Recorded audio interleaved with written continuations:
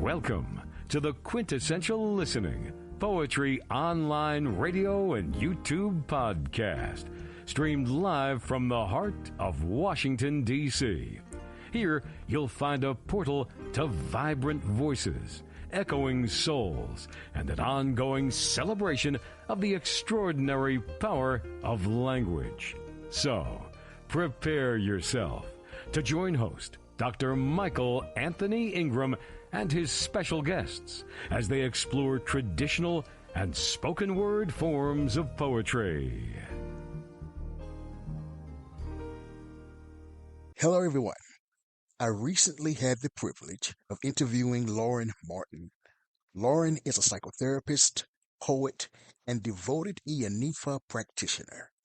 She studied poetry at Sarah Lawrence College, and after a profound shamanic journey, she published a book, Night of the Hawk, Poems. Inspired by her life experiences, including chronic illness and devotion to non-mainstream religion, Night of the Hawk explores the untold stories of marginalized and disabled individuals. These poems are raw, honest, and poignant, reflecting a quest for connection and inspiring kindness, compassion, and introspection. Please join me for a fascinating interview with Lauren Martin. Let's begin this poetic journey. What is poetry? I was thinking the other day actually about the intersection of poetry and psychotherapy and shamanism, which I'll talk about in a second, but I feel like poetry is just this evocative expression of the soul. And I guess I was thinking about the similarities between being a therapist and being a shaman, in that you're kind of negotiating the dark. And in order to be a good clinician, you have to be well trained, but you also have to have done your own work. And you can't really shepherd people through that dark night of the soul unless you've gone there yourself. I think being a shaman, you're dealing with light and dark, life and death, heaven and earth all the time. Poetry is about living in that shadow and learning how to express that in imagery and words, that deep, whether it's pain or passion, and really have that come through. Let's talk about being a shaman. What does that mean? For me, what it meant was that it means different things for different people. What it meant for me was that I saw the dead at a very young age from birth. And I was sick at birth, and I'd been sick my whole life. And the tradition I ended up in, Yoruba tradition, Ifa, they believe that if you see the dead, you're already dead. You're living with 1 foot in heaven and 1 foot on this plane, so you're fractured. And I think that is true, that most shamans are kind of intermingling with the other side so much that it's very hard on your life, on your body. It's a hard reality. So for me, it was this complicated piece of trying to reconcile from being a kid. I'm seeing dead people, and I'm in this Western culture that has no context for that or no ability to help me with it, in spite of the fact that the occurrences around me were things that my parents witnessed and saw were happening, and they were tangible things. Similar to that movie, The Sixth Sense, when the young guy said, I see dead people. That's what you're referring to. That's my experience, yeah. And I would go downstairs and say to my dad, there are people in my room. And he would say, no, they're not. That's just your eyes adjusting to dark. I can't imagine what it was like. I don't know if he thought I was losing my mind, but I would go back to my room and sit there and there would be ghosts. And I lived my whole life with that. Even now. People's ancestors come and talk to me. Then they give me very specific messages. They come and they say, tomorrow you're going to meet my grandson. His name is X. This is what he looks like. This is what I want you to tell him. Now, do you view any of the people that visit you as being your muse in terms of poetry? It's interesting that you say that, because people keep asking me, like, how do you write? How do you write? How do you write? And I dream my poems. And so I wake up and they're pretty much formed. I make very few edits. So I kind of wake up and I grab my phone and I start just transcribing what's been there. And then I usually send it to my sister and say, is this good? And she's like half awake, I'm half awake. So I often think that they're messages from the other side. I really think in this one, all of my poems are pretty much like that, but there's this one poem that I feel like really expresses that, which is the one about the Chibok girls. Let me see if I can find that poem. Here it is. I woke up, this poem was there. It was completely formed. It's long. I think maybe I changed one word and then changed it back. And so I really think it's elegiac and an acknowledgement from somebody's ancestor who came to me and wanted me to speak on behalf of those girls. I don't know if the Chibok girl massacre, those girls were kidnapped, and there's still 98 of them. They were kidnapped in 2014, and there's still 98 of them that are in captivity in Nigeria. They're kidnapped by Boko Haram. And in fact, they still take kids. They take boys to be child soldiers. Just recently, they took somewhere between 50 and 300 people in April. So it's a chronic issue. Do you want me to read that poem? Yes, please share it. Okay.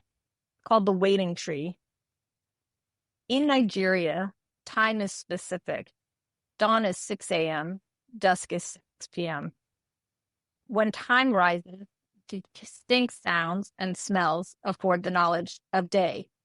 The lady next door lighting her fire, backing her child, the scuffling of goats beginning to graze, the rooster call, the movement of family to scrape teeth. In the dawn foggy light with chewing stick, bright white and strong. I can see out over layers of high trees and small villages. The distance of that image carries on forever, like a mirage. White birds fly upriver, landing on the big tree, synchronistic. They wait there all day, and then life feels secure, knowing they are planted, forming a border until dusk, when they begin to travel back downriver to wherever it is, they sleep, remain as a unit. I keep thinking about the girls taken from the tree of school, where they were safely planted in their daylight home. How they never flew back downriver to the waiting tree of limbs of their Hausa mothers and fathers, pulling them back into the folds of protection where they belong in darkness, which in Nigeria is completely blanketed but still alive with noise, as power lives in Ghana or a generator, but is still billed for. These daughters, so close, known to their parents in their location, parents who were asked to wait for the authorities to move, while outrage and public insistence flipped into stream, funneling away over ocean stones, leaving mothers' hearts broken and fathers helpless to protect them or return them, living in stasis. While young girls become young women or gone, and parents must wonder, do I go to spare the guilt of inactivity, knowing death will eliminate saving and incur loss? Wretched is such a choice when deprivation and confusion combine, giving no standard happenings watch or familiar. Not the woman or her stove, not the green tree with the white bird, just the hollow sound of space where once there was routine. So a poem like that, I feel like that's somebody's ancestor telling me to write that poem on behalf of those girls. Tell me more about the piece. What else comes out? What else? Yes. There are so many pieces here. There are three main tribes in Nigeria, Yoruba, Hausa, and Igbo. The Yoruba tradition is what I'm a part of. The Hausa tend to live more on the Niger Delta, and that's where Boko Haram was. So one of the things I'm doing in this poem is I'm talking about Oshun, which is the Orisha of the river and part of the Yoruba religion. Mm-hmm. And in this, I'm trying to communicate that the pain is so immense of these Hausa mothers. The tears are so immense that they're flowing through the nation of neglect becoming the Ocean River, which goes down through the south, the center and the south of Nigeria. So I'm trying to merge that this injury becomes bigger than tribes and becomes a universal pain of the loss of a child and the neglect of the government and even mistakes that were made. Are there lines in that particular piece that you're really proud of or that you felt challenged to include? I love close. I love the kind of imagery of the emptiness because I really can't imagine what the parents must have felt. There was identification of where the goals were, and the government said, wait, we'll go and we'll get them, don't go. Then they didn't. That emptiness, I just can't imagine and I love, and there really is the time schedule, because it's right on the equator, is so specific in Nigeria. Sunrise is at one time and every day, it's the same thing. And the animals do these very specific things. So I love the imagery of the birds going up and going down. I think there is one piece that's a little more political, which is the piece about power. Yeah. But I wanted people to understand how different Africa is from country to country. And they have these long dictators, and did they make each of those people make different agreements with different people? And so people in Nigeria live a very arduous existence. Not everyone. There is a definite privileged class. And then there's governance through kings of small kingdoms. It's a very complicated system. But the life that most people in Nigeria live is unbelievably hard and requires incredible strength.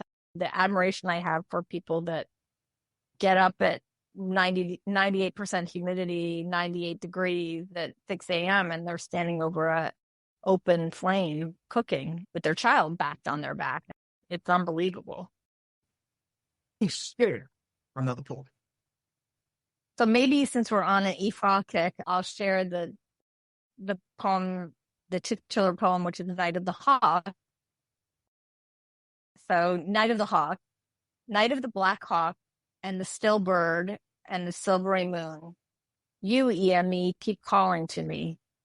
When I have wandered long enough, what am I still beholden to? I have told you all things frozen in time around us. I will give you what you want. In measure, in reason. There are obligations.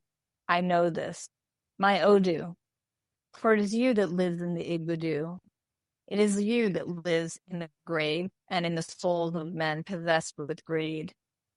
It is you that lives to bring the bounty, to chase away death, to shower with crimson and gold the recipient waiting for so long. Amber is the eye that sees through the night and chooses carefully, picking prey or friend or foe. Appeased as you must be, restored to your honor, intermingled with your existence is the realm of life and generosity. So that has a lot of Ifa terms in it. I think this poem is basically, in Ifa, you always manage with the Iyami, which are considered like the mothers of the night witches, but we don't call them witches, but the mothers of the night. And they really do negotiate things, and they're represented in raptors. And for me, hawks come around me in very magical, beautiful ways. It's pretty deep. Like they've flown over me and grazed my head. I walked out the back door to go to my shrine, and they've just flown right in front of me. They've come and sit with me on my shrine. Such a wonderful communication. And for me, that I'm kind of on the right path, or that they're there to protect me. But in this poem, I'm like kind of pleading with them, like, hey, my road is a little hard. If you can make it a little easier, please. So there's a little pleading in the. You've mentioned the term Ifa more than once, and it's also in your full bio. Tell me more about it. What does that mean? So when I was on this shamanic journey, I basically was seeing ghosts, not really negotiating it and not knowing what to do. I started to have the kind of sixth sense events with things flying through the air, complicated things that everyone saw. I'd be in my office and things would happen in front of clients. I mean, it was deep. So I kind of started traveling and going from religion to religion to think, because I knew it was spiritual. I never felt like, in spite of all those things, like there was no God. I knew that God was there, and I had these other magical experiences, but I didn't know what God wanted of me. I was like, hey, God, I'll do whatever you want. Just show me. So I went through all the traditions. I literally tried everything. I was Buddhist. I was Taoist. I had last rites. I went deep, man. I went deep. And then I kept hearing through the whole thing, you've got to get to the root. You got to get to the root. People believe, and I think it's probably true. I think all religions have the same root. And I think it is, Ifa is considered the root of all religions. It dates at least to 16,000 BC. It's a very, complex, specific divination system with prescriptions that describe your destiny and how to manage that. Ironically, when I was in suffering, I would say, God, I just want a scroll that tells me what to do. And we have that in Ifa, because when you get initiated, you cast what's called an Odu. And there are 256 combinations of numbers in the casting that each one represents an Odu. And those are 1,864 verses that are taught orally. It's uncanny. You pick your Odu and it is your destiny. So Ifa believes everybody has an Odu, that when you come from heaven, you grab your Odu, and whether you initiate or not, that is your destiny. And that's why people have different destinies. Some are easier and some are more complicated. So I ended up initiating into the tradition. And I've been a practitioner for 3 decades. So when you think about the work, your lived experience, including poetry, is poetry still important? Because there are people out there who believe poetry is dying. What's your take on it? No, I do not think so. I think poetry and all art is really important. I think we need, just like we need religious freedom, we need word freedom. And it's healing. I know for me, and I'm sure you feel this, when I write something, I feel like I need to express that in that form. It's healing for me.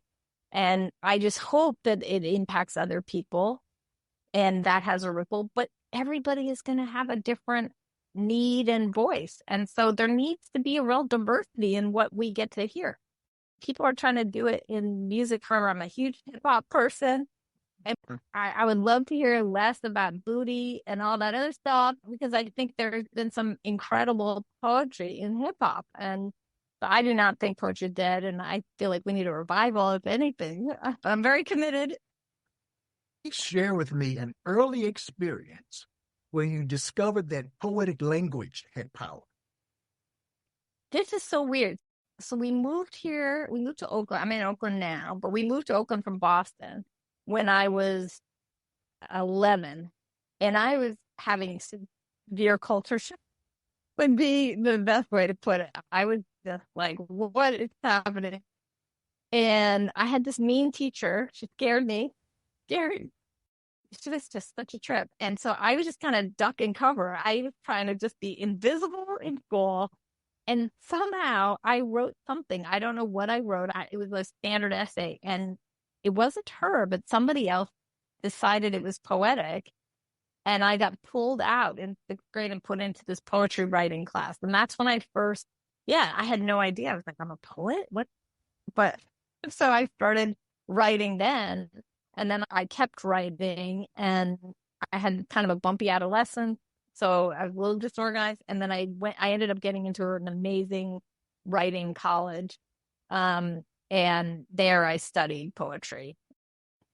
Yeah. So again, back to the lived experience. What do you write about? You talked about being a shaman. Is there a universal theme to what you write? Okay. Because I write about a bunch of different things. I have a lot of poems about being a woman and aging in society. I have a lot of poems about that. I have some sociopolitical poems. I have the poems about illness. But I think if you were to pick a universal theme, I want to talk about the differences that we have and how they connect and can connect through kindness. I feel like we're so unique, and that's kind of the magic of God to me, is that we're all so different. And there was a reason for that. We get to be different because we get to have real curiosity about other people and get to know their stories. I've tried to live my life in a way that eliminates as much as I can, and I mess up. I definitely mess up. Get out of my own way and really hear what other people are saying and be interested in them. Something that you do in this interaction, really being curious about other people. Because I feel like that's the amazing bridge between the divine and us being here, is that living practice. That's why I spend a lot of time focusing on the importance of empathy in relationship, and also training people to develop empathy through the power of poetry. Because our stories, they're different, but there's a universal commonality in terms of our feeling. Yeah, that's right. Exactly. That's where we can start. That's where we can start. And then we can build that bridge in terms of some of the other things. But the feelings level is critical to me. So when you think about writing, who are some of your influences? My all-time favorite poem is a really simple Stafford poem called Ask Me. A lot of people don't know it. It's very beautiful and very simple, but to me, in this two couple stanzas, it captures all of life. It's so beautiful.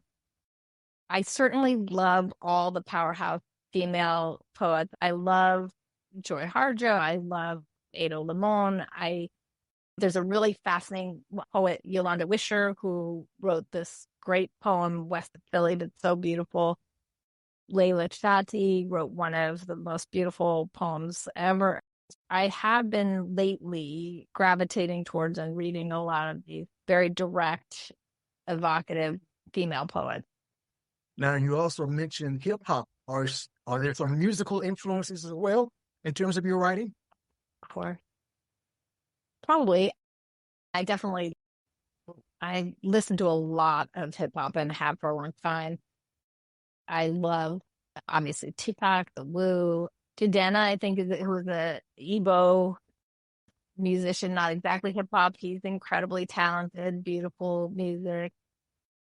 So yeah, I tend to stay in the hip hop Afrobeat region. Yeah, I listen to all of these.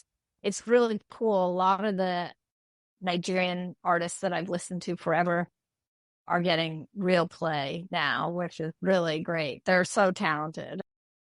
Wizkid I've listened to forever. I actually like his first, which is much more Yoruba sounding and less modern, is my favorite.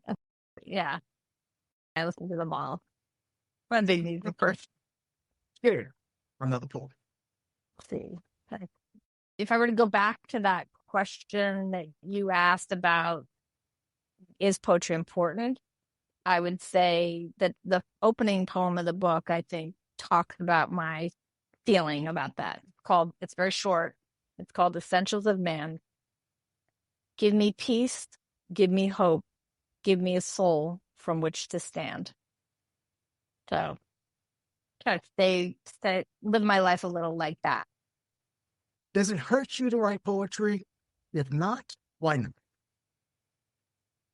I think it hurts. I think being in the world is hard. And so I tend to think if you're really there, if you're really holding reality, it's going to have all those feelings and all of that. That was that first line of the M. Scott Peck book, The Road Less Traveled, Life is Suffering. And it is. You're reconciling disappointment and loss and all the unexpected things that happen to you that you didn't plan. And then the question is, how do you manage that pain and still have the grace to keep going and try to help other people? Are you willing to be hurt by the poetry of others? If not, why not? Oh, I haven't even thought of that. I think the poems that I like are poems that make me feel.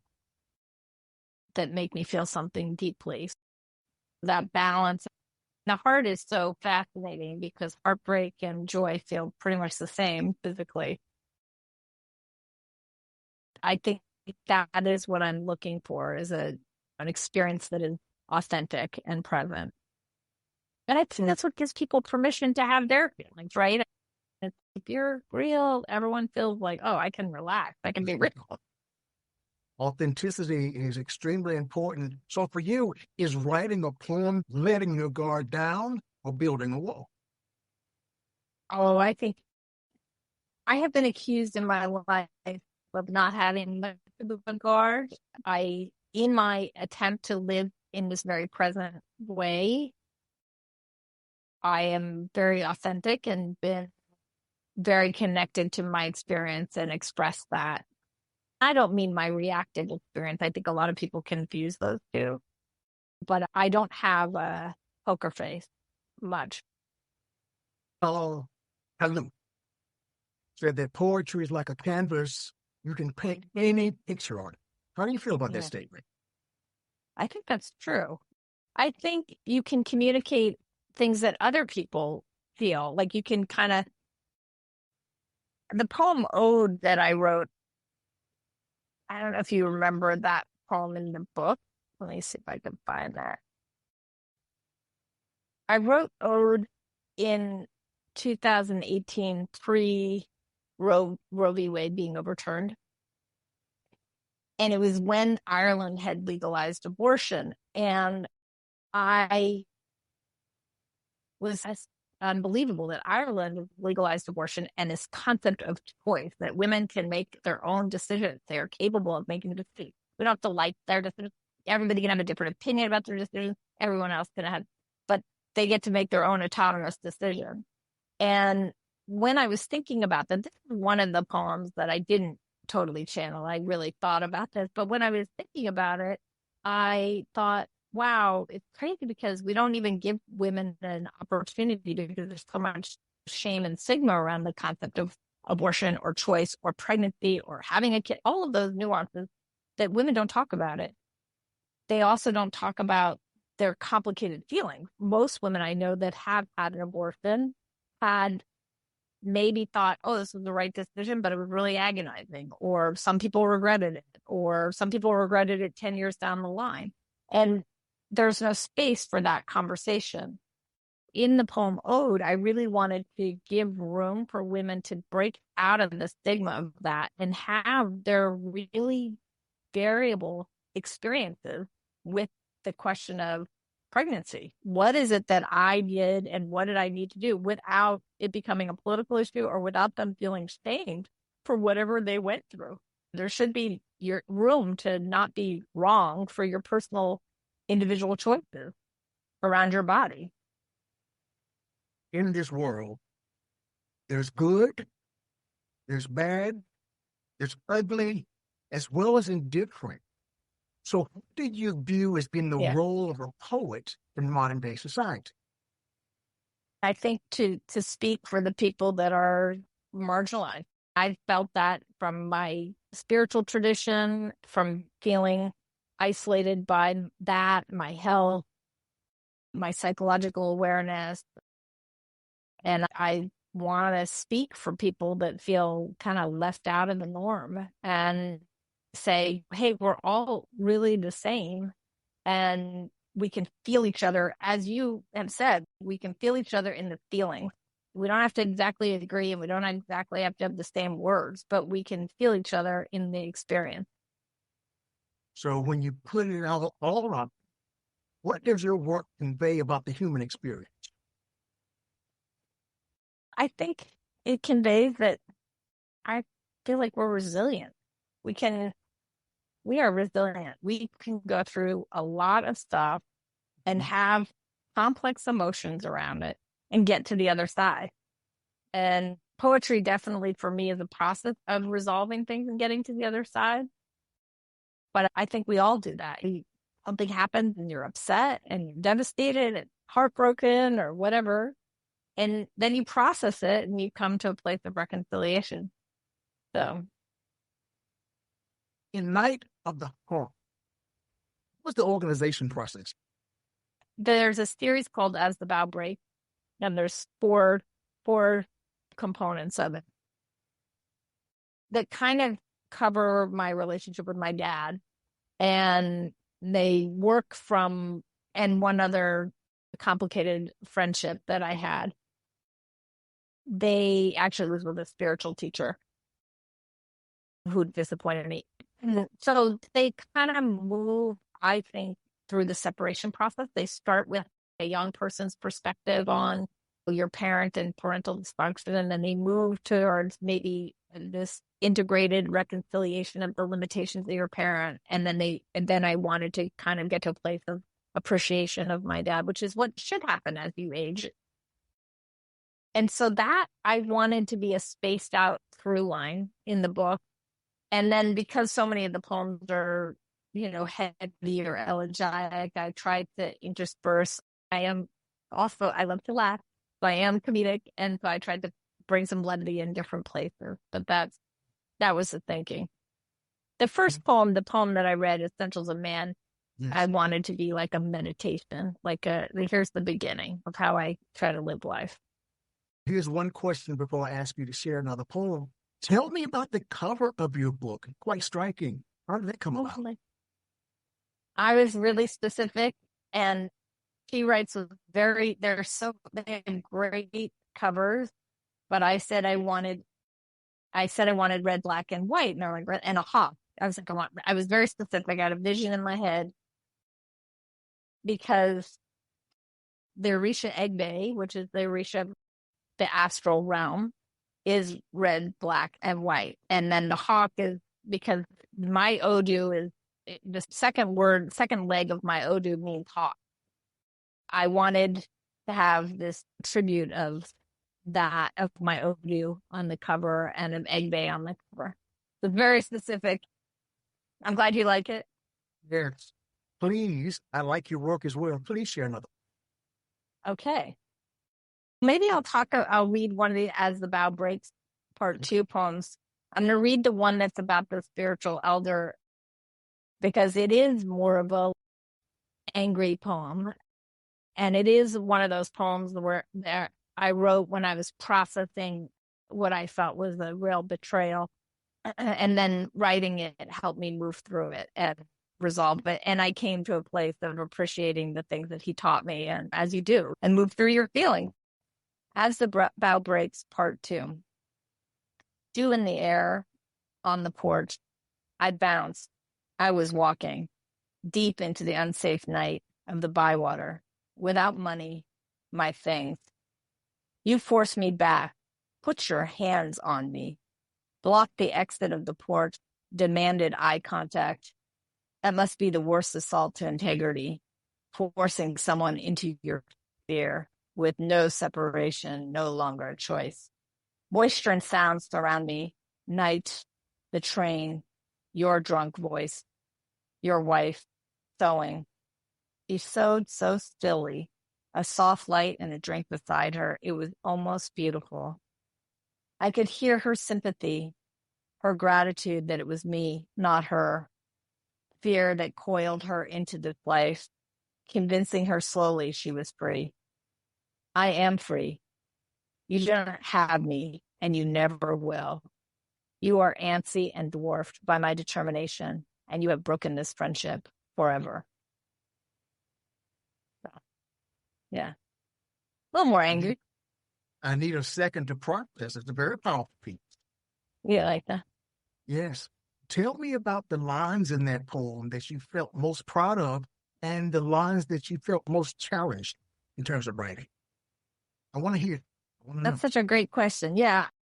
One of the things, the Bough Breaks series has bow instead of B-O-U-G-H, it's B-O-W as a reference to submissiveness, like that these are relationships where the expectation is that I'm submissive and I'm no longer willing to do that. So that is the theme in those poems generally.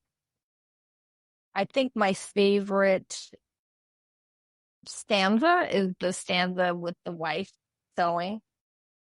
And it was this strange comfort that I knew she understood that I was suffering, even though, and I didn't blame her for not getting involved because I just knew her whole situation and I had empathy. And there was this like kind of romantic quality to her sewing machine and the amber light and the train going by. I think the hardest part for me was to feel okay, particularly as a therapist, communicating my anger in a poem. I was like, oh, really? Am I really going to put it all out there? But I did. Right. But yeah. That's usually one of my questions. And I've got so much I want to ask you. To tell me about a poem you were proud of writing, but afraid to share for fear of misinterpretation. This poem would definitely be a big one because of that. And people lose their way. And I do feel like that teacher, we lived our lives very differently. Like, I don't drink, I don't do drugs. It's a different thing, but he taught me a lot. He did teach me a lot. And so he harmed me and he taught me some things. So how do you come to a place where you accept the negative and take those good things with you? And I haven't lost those things. The things that he taught me, I still have those and I still use those on a daily basis in my spiritual practice. Maybe you've heard the statement that people come into our lives for a reason, season, or lifetime. And time, again, will tell it all. And if it's a reason, learn the lesson and keep going. If it's shorter than that, just a season, again, learn the lesson, whatever needs to be learned. It's all easier said than done. Yeah. But for me, sometimes it helps to frame it that way so that I don't live in despair. That's right. Yeah. Allow it to linger in my life. Yeah.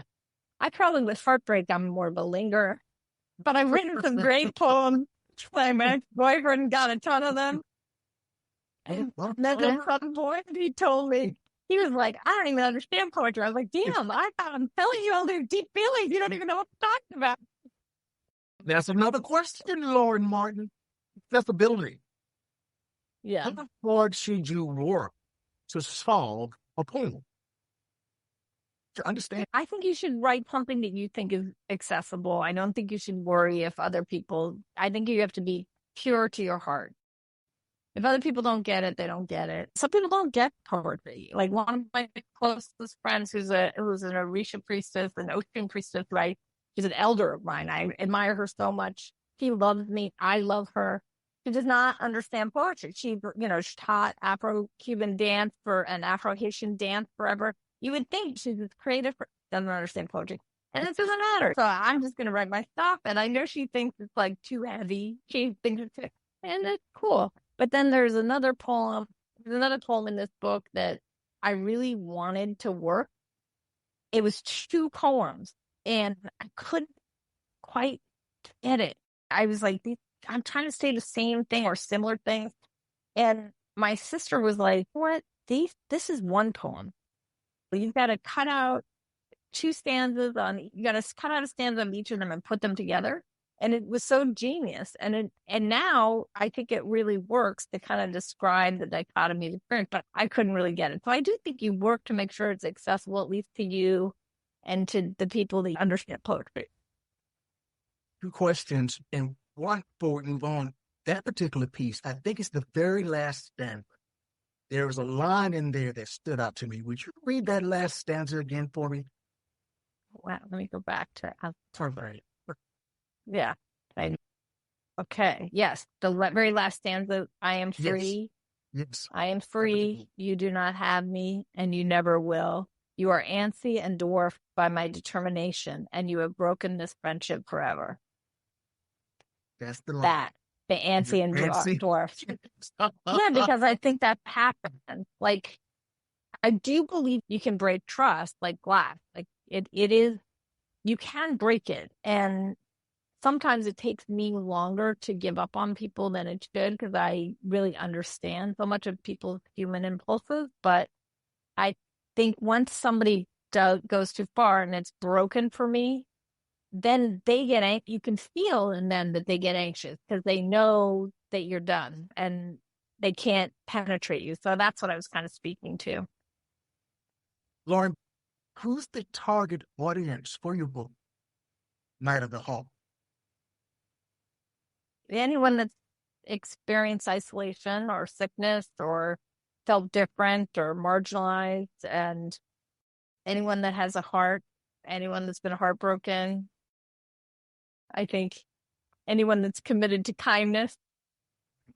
If I were in Barnes & Noble and I was flipping through your book and you discovered me there, what would you tell me? What kind of advice would you give me before I started to read them, if any?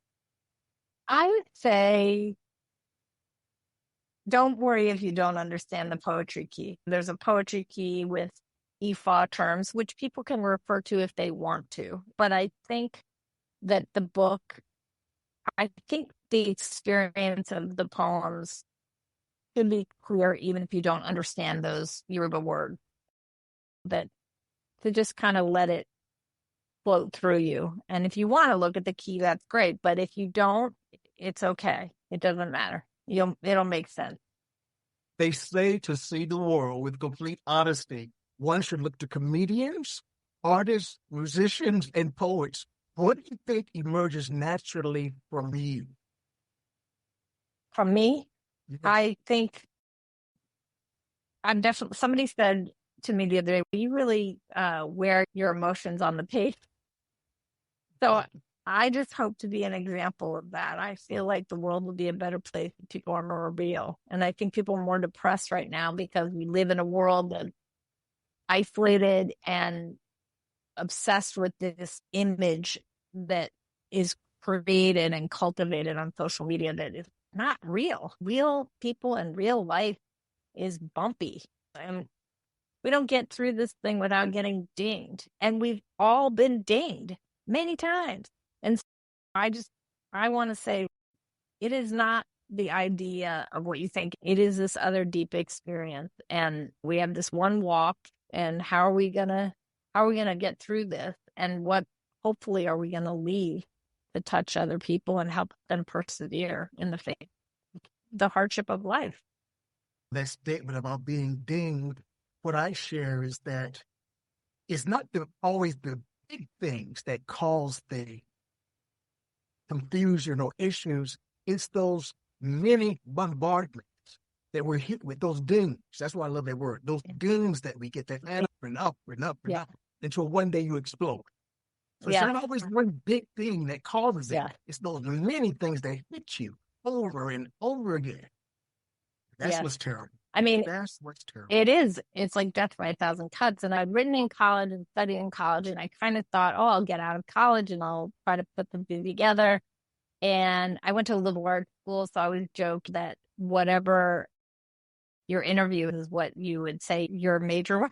Like your major is determined by wherever you're interviewing for. I studied photography, I studied poetry, and I studied psychology. And I thought maybe I'll get an MFA in poetry, maybe I'll get an MFA in photography. And I ended up being a psychotherapist. But I didn't really compile. Then I was studying to be a therapist, and I became a psychoanalyst and became trauma specialist, blah, blah, blah. And then I was having the shamanic thing going on at the same time. It was chaos. And I'm traveling around trying to figure out who has the answer to this problem. Has anyone even heard of this? So it was a lot. And I was still writing, but I never thought of putting anything together. And then in 2015, when I came out here, 2014, my sister got cancer, really bad head and neck cancer. And we did her treatment and she survived. She's my best friend. And I was like, it does not work without you here. And then in 2015, I had a back procedure and I ended up bedridden for most of 8 years. And it was then that I was like, wow, okay, what do I have? And I was away from New York, so I didn't have my friends. I had my sister, I had my Orisha, I had my work, and I had my words, and obviously God. And so I just thought, let me write. And I was writing, and it was my sister who was like, oh, you should put this together. You've been writing forever. Why don't you actually put this together as a book? So that's what made it happen. It's how do you come up with the lemonade in the face of all the dings. It's not always easy. Do you think you were destined to be a poet? I think definitely my sister says that. I would never be I'm not good at that part of believing in myself. You have a really unique voice, and you always have. And maybe I do. I think a lot of people have a lot of interesting things to say, and I am always interested in what people have to say. Speaking of that, writers and poets write for a myriad of reasons. Some write primarily to speak a message to their audience. Others write because to stay silent is not an option. And when I think of what you shared tonight, I'm thinking it's the latter, that to stay silent is not an option. Not an option. I agree. I think when I was lying there with the injury, which had a spinal cord injury, which caused a CSF leak, which meant that I had diminished fluid around my brain. And if I moved or got up, I had bed spins, basically. And I was like, I don't even drink. I gave up drinking. I felt really passionate about the underrepresentation of people having different experiences and isolation of that, whether it's the idea that there are medicine people in the world, and historically in every culture there was a medicine person and the community took care of that medicine person, and that the West, or whether people get unfortunate sickness and then people stay away from them because they don't want to think that the sickness is going to jump on them. And I just felt really passionate about communicating. People are still themselves and try not to judge from all these preconceived notions. Writing the book, what do you think you learned about yourself when you finally finished it and it was like in your hands? What did you learn about yourself during the process? Who are you as a result? Who are you? That's a great question. Wow, that's a great question. I think that I do feel like in the process of writing the book, I came to a place of feeling less ashamed of, or not ashamed, but like less willing to hide the reality of my metaphysical world. It's a deep world. My deepest relationships are with my Orisha. And it's really meaningful and beautiful to me and profound. And that experience of God and good and the bad, I really meaningful. And I think through the course of writing this, in my desire to communicate to other people, hey, we're not all wackadoodle-woo people. There's some substance here. I came to a place of a different point of acceptance of like, if you think I'm crazy, cool. I'm still gonna walk a mile and then we're fine. We're almost at the end of this poetic journey. I asked my guests, I view it as being a mini poetry lovers concert. This is an opportunity for you to share 2 or 3 of your works back to back, no interruption from me. Okay. Lauren, you're on the stage. Okay, thank you. I am going to read 2 poems that are very contrasted. The first will highlight an experience of my humor and yours. The prose piece called Untitled Tilda Swinton Poem. It was one of those strange, hot New York summer Sundays, August, late afternoon. The city was quiet, a summer reality I still love, minus the 94 degrees and baking with hot filled breeze blowing at me, pelting grit in my eyes. I crossed the north side of 23rd Street through the intersection of 3rd Avenue, headed north towards Lex. I was the only person on the block. I looked across the street, and on the south side, I saw them, Tilden and her striking young man. And maybe it was because this was before Madison Park frou-frou-ness had been invented and before the Rose Bar and all the pretension that would ensue, that I was the only one there. She was grace and androgyny and a female juxtaposition of my great love, Bowie. They meandered and danced off each other, pulled to and from one another by the laziness of the heat and the electricity of their erotic flirtation. She had long, golden, flowing things, and I stumbled, weighted down with the plastic bags of groceries that pulled at my New York arms life, stopping every few minutes to rest on the sidewalk and pump, bringing blood back into them. I had done this movement hundreds of thousands of times and still wondered if I was really going to commit myself to the life of the grocery bag flexion. They played forward and backward, stealing touches and kisses in a gentle Merce Cunningham way. I was invisible, dripping in sweat, while they looked fixed in powder. Enjoying the privacy of my moment, my limited life uplifted by witnessing someone I knew to be all counterpart and passion and mind. My mind hidden behind a sopping wet t-shirt and 7 days of cayenne and lemons. They weren't even dirty. They could have been floating on the Mediterranean Sea. And then they did. We reached the opposite corners and parted. Then, without knowing me, I had no unique dance to offer. Me clomping off with overstretched limbs to my dumpy apartment, grateful to have stolen the secret moment of magical mundane.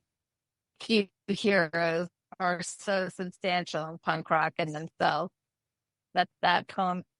And then the next poem is really about the arc with my dad. I'm a big believer in eldership and reverence. Yes. So I'll read this and try not to cry. Yeah. After the fall, a love song. There is music playing everywhere you stand, a celebration of your life, all those you helped and taught and healed. After the fall, you lost the ability to conduct with your hands, lost your ability to travel the rough terrain of the higher notes, over mountains, through time zones, alone, to where the whippoorwill lulled you with your camera's eye in silent bursts. After the fall, all I thought about was your death, and that every moment could be our last. I'm not getting enough time. I don't want to be here without you. And that is the song I sing. Not the happy call of the whippoorwill, but the lone cry of the loon on Dog Cove, left alone in the beginning of the fall, too heavy to take flight, yet with low wind. After the fall, you knew it too. You knew your life had changed forever. Notes you wrote in your orchestration, quietly. The angry crescendo over such helplessness you never shared. I could have tolerated the persistent trill of the bohemian waxwing. I'm scared. I'm lonely. I'm excited to see you. All the notes sung mostly in Canada and occasionally in New England. You left those calls in another country.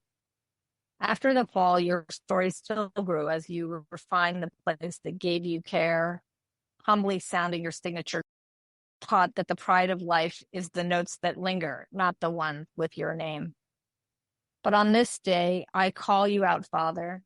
I sing out my love song for the man who taught me to persevere with my betraying human form and allow the mourning dove to both soothe and unearth the grief in others. After the fall, the unspoken song means the most.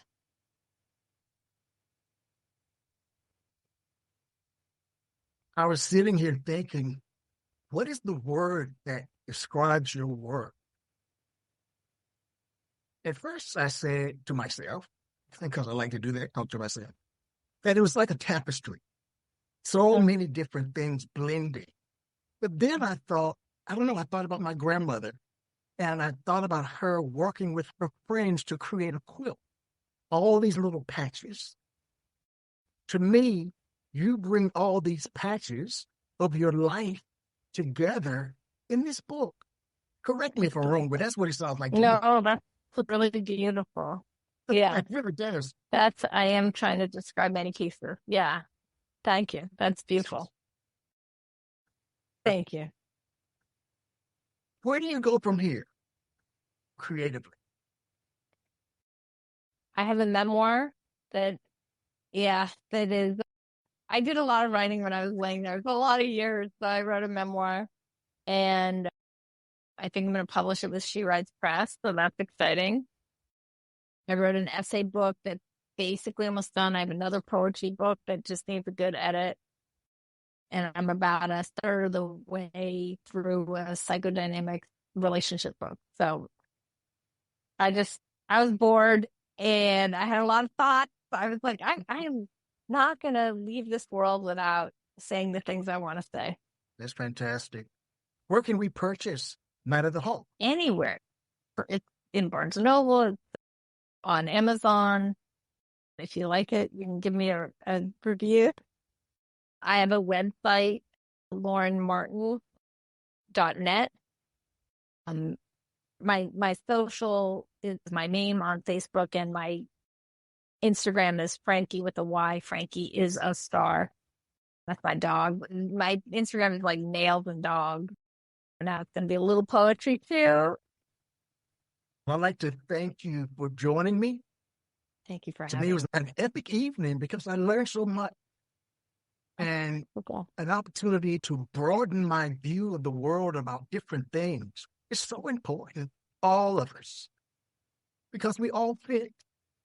That doesn't mean that we fit the same way. We still fit. That's right. That's what I think. And I just really so honored to have been here. You really thoughtful questions and interview forced me to be more reflective. And so I really appreciate it. It's such an honor, really. Great. Kindred spirit. Yes, I like that. All right, everyone, take care.